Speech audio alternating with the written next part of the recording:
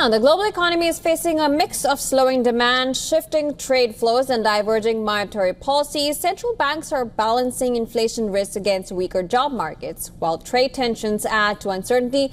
Let's look at major economic announcements across the globe. Now, in Asia, China's exports grew at the fastest pace since April, offsetting weaker shipments to the U.S. Japan's household spending rose 1.3% year-on-year in June, despite persistent inflation, while Vietnam's export jumped ahead of a planned 20% U.S. tariff. In emerging markets, Brazil is pushing for offshore oil exploration near the Amazon to protect export revenues. Indonesia's economy is expanding at its fastest rate in 2 years, though consumer sentiment is cautious. Globally, some central banks, including in Mexico and Lesotho, joined the bow in cutting rates, while others like India and the Czech Republic held steady.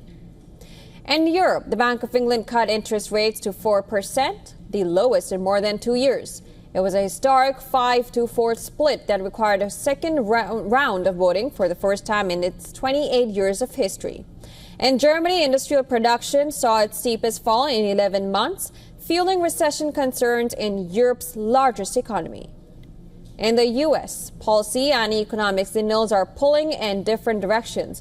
President Donald Trump has proposed a 100% tariff on semiconductor imports with exemptions for firms moving manufacturing back home.